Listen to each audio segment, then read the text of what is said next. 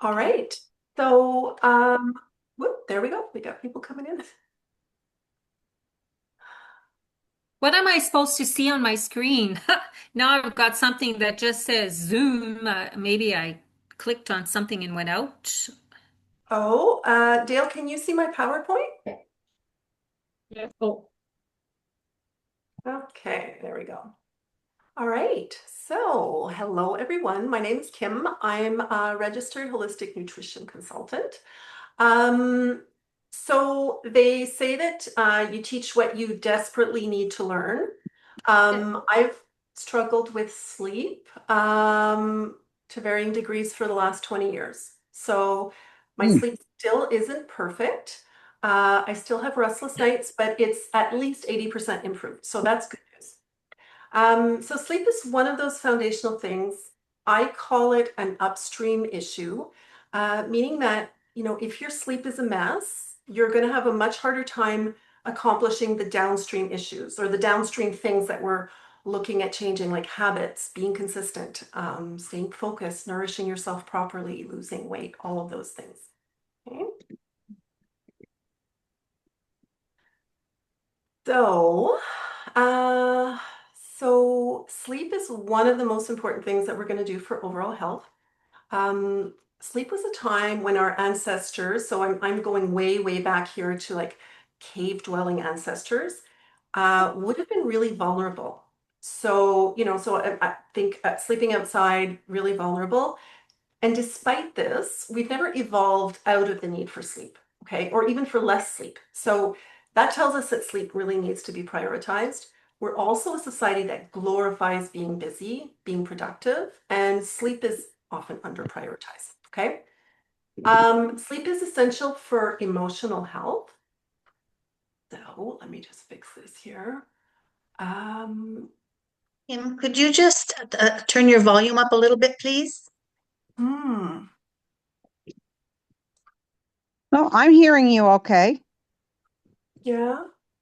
I'm not sure, Dale. Let me just hang on. Let me just see what I can do here. yeah, I turned the volume up to max on my computer. Yeah. Is that Uh-huh. a, is that a little bit better, Dale? Hi, Sarah. Well, when I went on to the like I've got an icon that has the speaker and two little things beside, I push, I'm not sure. It says you're recording it, but I'm not sure. If I press the record, it says request host to start cloud recording. No, you guys don't need to record. I'm clicking record. I think you Okay. just have to give me permission. You might just have to click OK. Okay. All right, awesome. Okay. Okay. So please go ahead and stop me if my camera falls off or something weird happens. Like I said, I've got my notes over on this screen, so all right. Okay, so sleep, emotional health. Sleep is essential for our emotional health. There isn't one major psychiatric disorder in which sleep is normal, all right? So that's telling us also that it's really foundational. So we're aiming for a solid 7 to 9 hours of sleep. The other thing that's interesting is sleep duration has been declining. So in 1910, people were sleeping an average about 9 hours a night, and today a lot of adults are sleeping less than 6 hours a night. So let's see, brain function, mental clarity. I think that one's pretty obvious. We all know how amazing we feel when we sleep. Weight, We do? oops, yeah. Weight, metabolism, hormone regulation, detoxification, all of these things. So if you're serious about losing weight, keeping it off, balancing your hormones, being an efficient detoxifier, and just for overall health, we really got to get serious about sleep. All right. So setting up our environment. So one of the things that I've learned about sleep is that there's never just one thing, okay? Improvements usually occur because of a combination of things. So unfortunately, there's no magic bullet with this. It's just, it's not just like throwing a weighted blanket over ourselves that's going to solve all the problems, okay? So dark, cool room, blackout blinds, eye masks, earplugs, all legit. Keep work out of the room. This obviously, this also sounds obvious, but it's surprising how many clients I talk to that the devices do kind of, sneak back into the bedroom. Laptops, anything work related, obviously. Sleep divorce. So, so sleep divorce is sleeping separate from your partner, if you have a partner.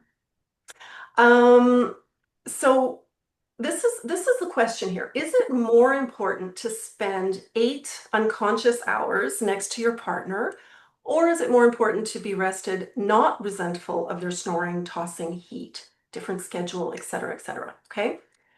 We tend to think that separate beds is unromantic, but what if we change the script here? And what if it was part of living well, maintaining strong bonds? So apparently, couples that sleep apart have higher levels of oxytocin, which is the bonding hormone. This crap science, it's very possible. I don't even remember where I got this from, but so this is obviously a really personal decision, but I feel like for many people, this could be an area that really deserves a reframe or a little shift in perspective, because this is something that I hear that comes up. I've got someone else coming in here. Absence And makes the heart grow fonder. well, One that, bed over.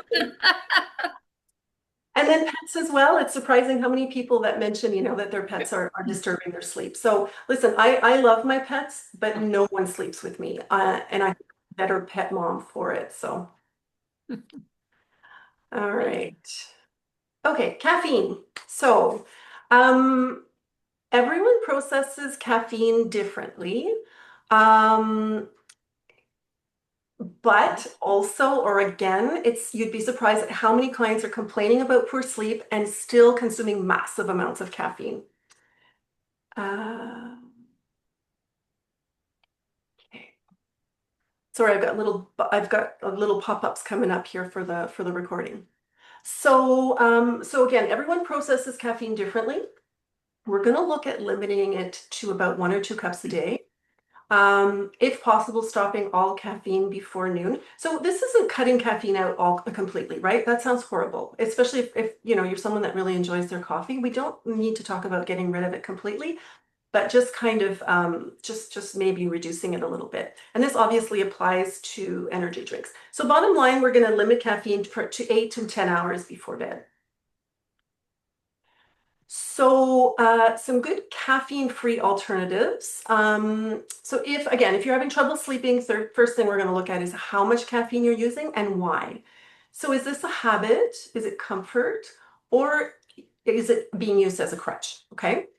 So some pretty obvious alternatives: decaf, obviously, herbal teas, Dandy Blend. So I don't know if you guys can see my cursor, but there's this Dandy Blend here. It is a delicious coffee substitute that's made from roasted dandelion root. So that might not sound super sexy, but dandelion is really amazing for the liver, for overall liver health. So if we have any, if we're doing any kind of liver work and we're looking into supplements, there's usually dandelion in the supplements. So definitely a win-win. Kombucha is a fermented tea that is also kind of naturally energizing, great for digestion, supplies probiotics, enzymes. So those are just some nice alternatives if you're considering switching things up. All right, blue light screen time. So this is a big one. So blue light is a kind of light that is naturally emitted from the sun from daylight. Even if it's cloudy outside, we're still getting this blue light from the atmosphere, okay? The thing is, our devices, so our phones, our tablets, laptops, also TVs, LED lights, fluorescent bulbs, are all emitting this blue light, okay? Daylight triggers, so this natural blue light or daylight, well, not just natural daylight, or not just natural blue light triggers the release of something called cortisol. Okay, so cortisol is our wake-up hormone. It's naturally occurring, it's not a bad guy. Blue light also has the effect of tapering off melatonin. So melatonin is our sleepy hormone. Okay, now we have something that's called a circadian rhythm. Circadian rhythm is our internal 24-hour body clock that's helping to regulate our sleep and wake cycles.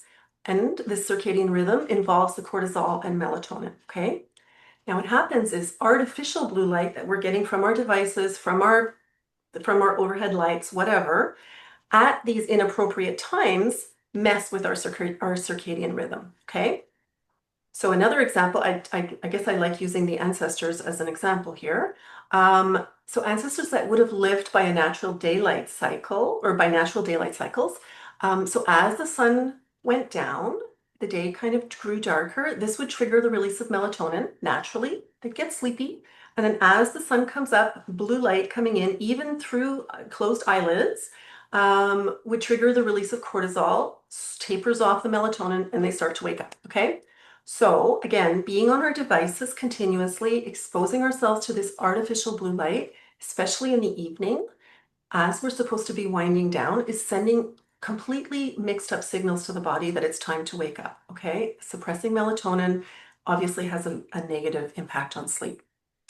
So creating really solid boundaries around screen time is very, very effective if you're struggling with sleep, okay? Part of my Sleep Better project is I've created some really pretty firm boundaries around screen time. One of them is sun before screens. So here's the thing.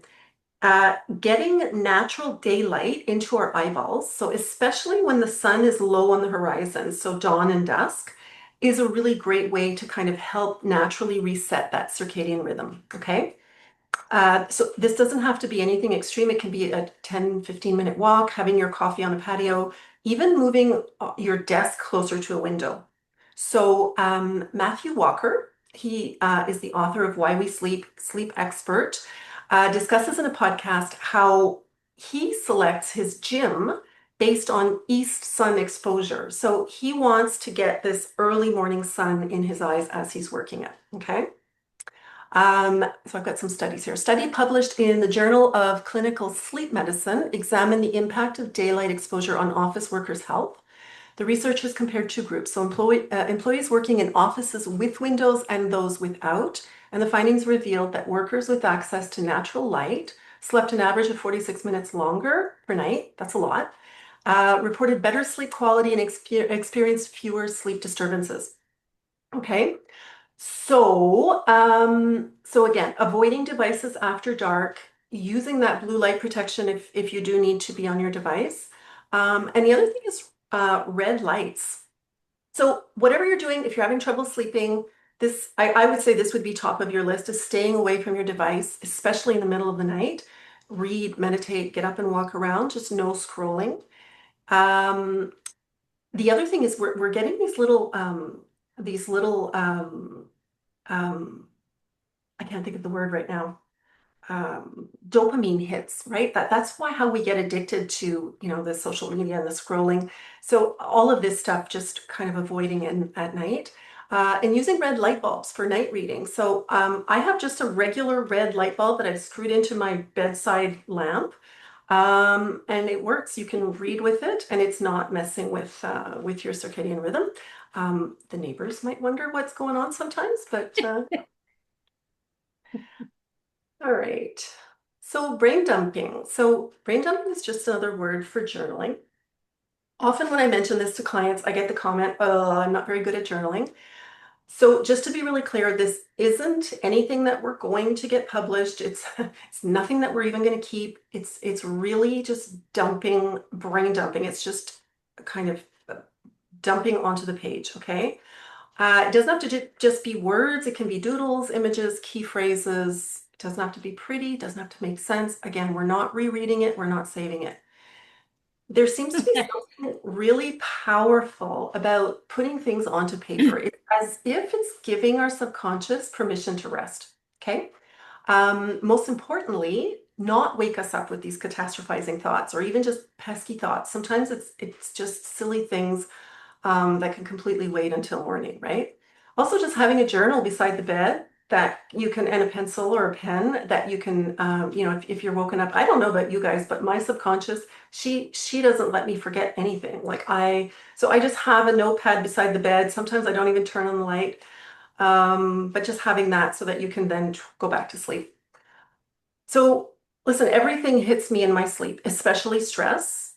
I don't do this every night, but I do try to remember to do it if I'm going through something that has me wound up, something that's out of my comfort zone. So this is something that you can try as well.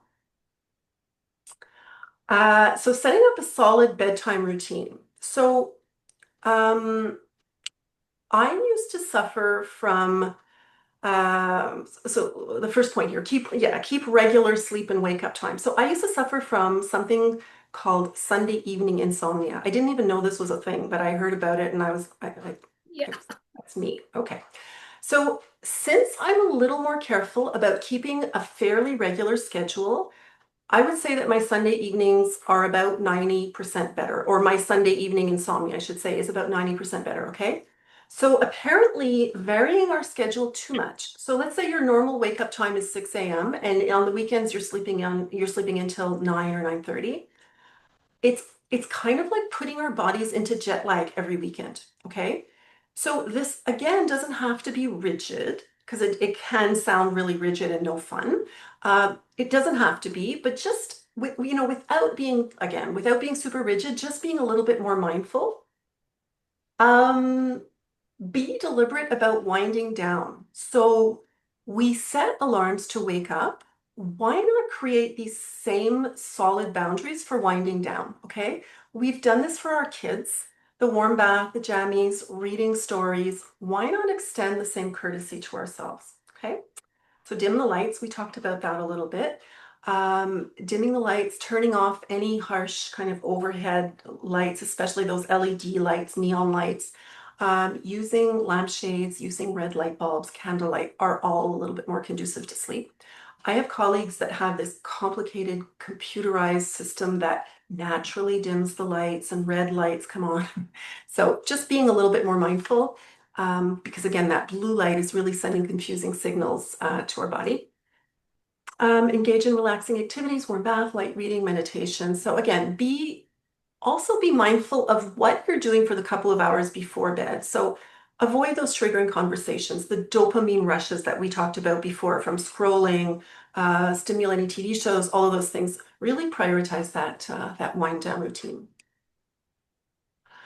So alcohol is a sedative, but doesn't necessarily result in great quality sleep. So it'll knock you out, but doesn't necessarily give us the best quality sleep. So everyone processes alcohol differently.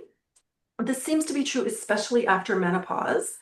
And I heard on a podcast recently, making the choice to drink is making the choice to not sleep. So, and I kind of thought that was pretty empowering because you know what? If you're going to choose to drink, that's fine, but own it, right? So, also, I think the dose makes the poison. So you may be able to get away with like a small glass of wine or two with your supper if that's enjoyable to you. It is to me. But just notice the effects if you go over a certain amount. So we're going to talk about tracking later because that's going to be a really big part of this process as well. So alcohol is going to result in more fragmented sleep and it interferes with that REM sleep as well. Unfortunately. Okay, naps. So naps are also personal. Everyone reacts differently. This is something else that you'll need to track. Generally, if you have trouble with sleep, it's recommended to keep naps fairly short, so say under 20 minutes. Andrew Uberman of the Uberman Lab podcast refers to something called sleep pressure. That's pretty cool. So the longer you're awake, the more sleep pressure builds. And it turns out that there's actually stuff that's building up, and it's called adenosine. So what happens is the more adenosine builds up, the sleepier we feel. So that's the sleep pressure, okay? Adenosine binds to receptors in our brain, and that's what makes us feel sleepy. And it turns out that caffeine is structurally similar to this adenosine. So when you're drinking caffeine, coffee, it competes with the adenosine receptors or for those receptors and it's binding to the receptors. So by blocking the receptors, the caffeine is kind of preventing that sleepy signal from getting through. But the adenosine is still building up in the background. So that's why once the caffeine wears off, all of that built-in adenosine is coming rushing in. So that sleep pressure just comes rushing in, and that's why we get the crash and we need another coffee, and that's kind of that cycle that happens there. So I thought that was pretty neat. So building renewal practices into your day. Again, sleep and stress can't be separated, right? So anything that we do to manage our stress is going to have a positive impact on sleep. Sometimes I feel that clients are sick and tired of hearing about stress and sick and tired of the stress card being pulled. But let me put this in context because this is really important. So our brains don't differentiate from real life danger, like a growling, snarly dog coming at you, and our mind-made stories. Okay, so our catastrophizing is perceived by our bodies as real imminent danger. Okay, so slowing the hamster wheel, coming back to the present moment is gold for our nervous system. Okay. So grounding exercises is just a term to describe anything that's taking you out of your spinny, catastrophizing head and bringing you back to your body. It's really simple, okay? So some examples: breathing, eating mindfully. This is something I love to get clients to do. Just be here when you're eating, savor your food. Touching, feeling textures, feeling your butt on the chair, feeling your feet on the ground, body scans, whatever. There's a million different ways to go about this. But these small moments really add up to help calm the nervous system, signal to our nervous system that all is well. Okay? Meditation is just another word for slowing the mind chatter. Okay, that incessant mind chatter that's happening. Yoga Nidra is a fancy word for sleep meditation. Okay, so these are proven ways, and I've got some stats here. So after 6 weeks of mindfulness meditation, people reported 49% reduction in sleep disturbance scores. EEG studies show that Yoga Nidra increases something called alpha and theta brainwave activity, which are associated with relaxation and deep sleep states. Participants reported 42% improvement in sleep quality scores after 8 weeks of Yoga Nidra practice. There are more and more and more studies and more evidence showing that this is effective. So it works. If this feels like something that's compelling, it's definitely worth trying for yourself. Exercise. So I think that at this point, the effects of exercise are pretty well documented. I've got more studies. Study published in Sleep Medicine found that adults with chronic insomnia who started exercising regularly had improved sleep quality by 65%, reduced feelings of sleepiness by 45%, reduced symptoms of anxiety and depression by 20%. So this applies even to low impact activities like walking, yoga, gentle cycling can all significantly enhance sleep quality, quantity, especially if it's done earlier in the day.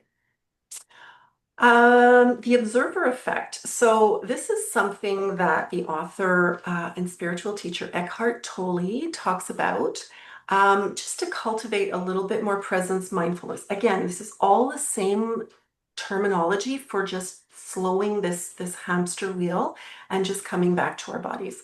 So what he suggests is watching our thoughts. So the analogy he uses is kind of like a cat watching a mouse hole. So basically, it's being super vigilant about thoughts that are coming into our consciousness without judgment, but just paying attention and doing this, consciously waiting for the next thought to come through, creates kind of a pause in that incessant mind chatter. Okay. Gratitude can be another form of grounding ourselves. It helps rewire the brain, getting into the habit of noticing, appreciating what we already have instead of that incessant striving and spinning. Gratitude is associated with higher levels of happiness, life satisfaction, improved sleep by calming that nervous system and also reducing those stress hormones. Okay. So listen, if all of this stuff feels a little bit overwhelming or a little bit too woo-woo, I hear you, I get it.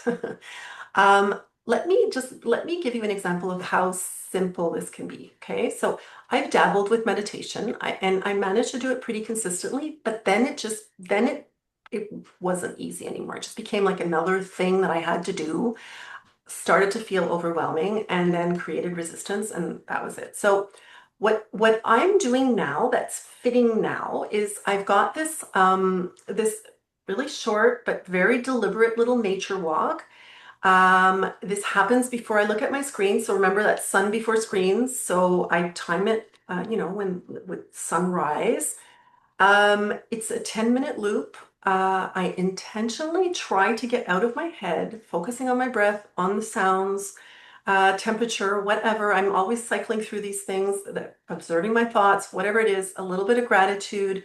I'm getting that natural light into my eyeballs, and I'm getting a little bit of exercise. So this is what I'm talking about here. We're talking about 10 minutes. It doesn't have to be sitting on a meditation cushion for 45 minutes a day. That's overwhelming. So it's really about starting small. And the more that we can do this, so just doing the dishes mindfully, showering mindfully, eating mindfully, all of these things really, really add up.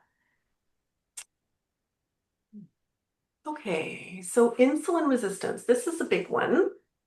So this is the blood sugar sleep connection that we're talking about now. All right. So when we eat, our body releases insulin in order to move that sugar, the sugar that's coming in through our food or glucose, from the bloodstream into the cell. Okay, that's insulin's job, right? When someone becomes insulin resistant, so what happens is the body's not responding to that insulin properly, okay? So basically what's happening, again, the insulin is opening up the cell to let the sugar in. When we become insulin resistant, the body requires more and more and more insulin to get the job done, okay? So this is what we're talking about with high insulin or insulin resistance, okay? This insulin resistance or high levels of insulin in the body is a cause of metabolic stress in the body. All right. Now, this is the thing. High insulin or this insulin resistance is triggering the release of that cortisol, that wake up hormone that we were talking about. Cortisol further worsens the insulin resistance picture. So there's a little bit of a vicious cycle happening here. Okay. High insulin or insulin resistance contributes also to chronic inflammation. Okay, this is a thing. I'm not making this stuff up. So there is a link between high insulin and chronic inflammation. Inflammation affects the brain, the sleep regulating centers, and this leads to fragmented sleep, less time in deep sleep, more tossing and turning because we don't sleep well when we're hurting, right? When insulin levels are high, we secrete less melatonin. Melatonin is our sleepy hormone, okay? Everyone is on a spectrum of insulin resistance, okay? The end of the spectrum here is called type 2 diabetes, but everybody is kind of on that. And I think that might explain why, as teenagers, we sleep like champions. And as we get older, as this insulin picture starts to get a little more wobbly, as our cells become a little more resistant to insulin, we sleep less well because the insulin is higher in our body, okay?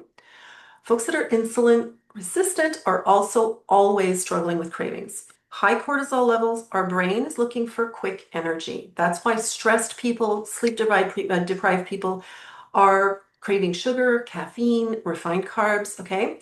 Eating too many of these foods is going to exacerbate the sleep picture, the cortisol picture, the craving picture. So we get a lot of feedback loops happening here, okay? Insulin is our stockpiling hormone. High insulin equals weight gain. High insulin equals disrupted sleep. Poor sleep is a disaster for anyone trying to lose or maintain healthy weight. Okay? I hope all of this makes sense. So basically, the program that I work with, I think most of you are familiar, Metabolic Balance, is a rock star at resensitizing cells to insulin. That's what we're doing. There's no magic. It's basically all about lowering insulin levels or resensitizing cells to insulin, which again means lower insulin levels. So when I did my metabolic balance plan to become a coach, and this was almost 10 years ago, that was one of the things that really got my attention. That was, again, I was really in the peak of my insomnia phase. And the improvement in my sleep quality was pretty obvious. And again, this is something that's been validated by clients over the years. So no magic bullets here. However, this insulin resistance picture is a part of the sleep picture. Supplements. So some of you might also know that I'm a food gal. So what that means is I think supplements absolutely can have their place. However, Supplements are never going to outrun diet and lifestyle. And what I mean by that is just throwing supplements at a sleep problem without integrating the other principles that we've been talking about is just not going to have the same impact. Okay. So again, no quick fixes here. If you're on any medication, you're always going to check with your pharmacist or your doctor before starting supplements. With supplements, you're always going to start at a low dose and work yourself up. So magnesium bisglycinate is the supplement that I travel with. It comes with me everywhere. So magnesium bisglycinate is basically just a very bioavailable source of magnesium. Helps regulate that parasympathetic nervous system, which is the rest and digest branch of our nervous system, increases those calming neurotransmitters like GABA, supports the production of melatonin. We burn through magnesium when we're stressed. We use magnesium in about 300 different metabolic processes. So magnesium bisglycinate is just easy peasy, no brainer, right? I think everybody knows about melatonin. So melatonin helps regulate that sleep-wake cycle, the circadian rhythm we talked about. Reishi mushrooms, another really nice possibility. So reishi mushrooms are adaptogenic, promote restful sleep, help calm the nervous system. CBD oil interacts with our body's endocannabinoid system. So that's going to help just promote balance, calm the nervous system. Helpful for people that suffer from nighttime waking. Valerian root, skullcap, hops, passionflower. There's tons of different formulations out there. These ones each have their unique properties, but I guess they tend to work best in combination for calming the nervous system. And also if used consistently over time. So I always say with supplements, give it about 6 weeks if you're going to do it. Again, always start with a slow dose and work yourself up. And the tracking is super important to see if it's actually something that's effective for you. But again, supplements aren't going to outrun diet and lifestyle. It just doesn't work that way. Yeah, so tons of great formulations out there.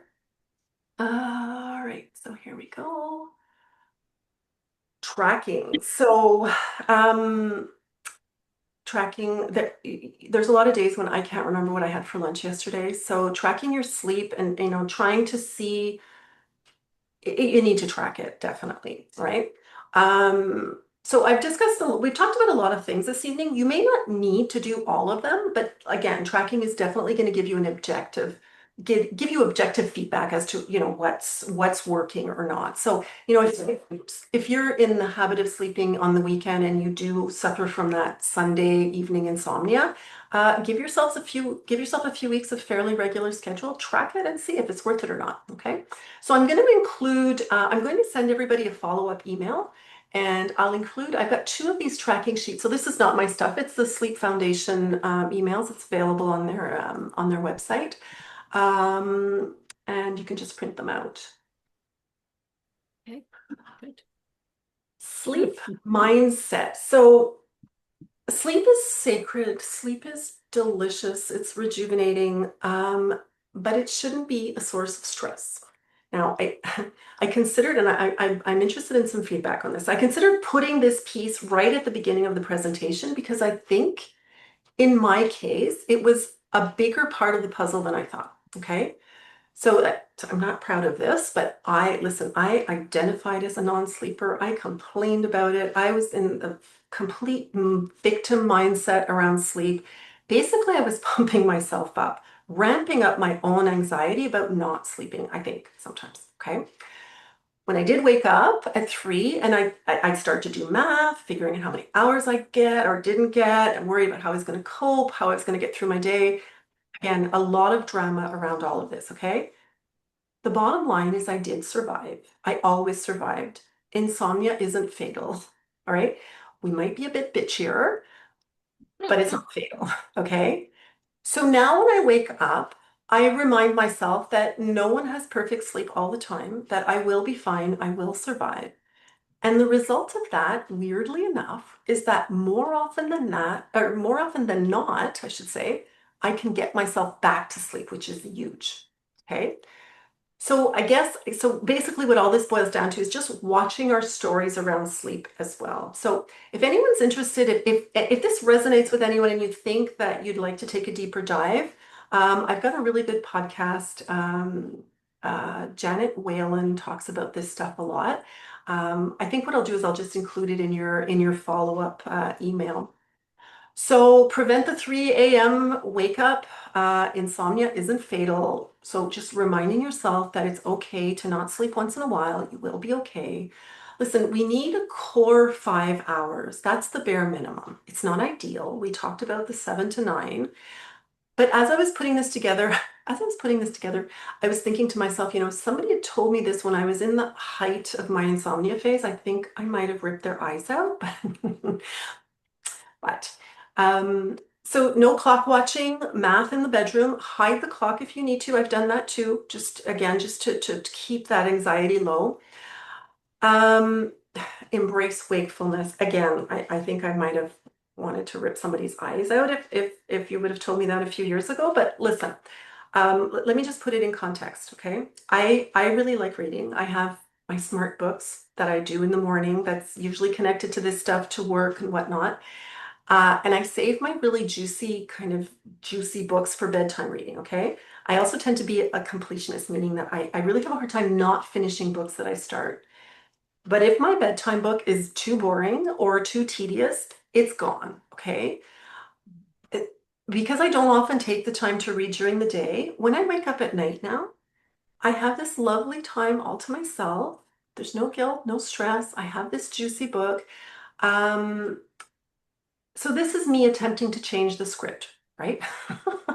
Anyways, so you can let me know if this is also part of it. But again, that how we talk to ourselves about sleep and catastrophizing about it is not helping the whole thing either. So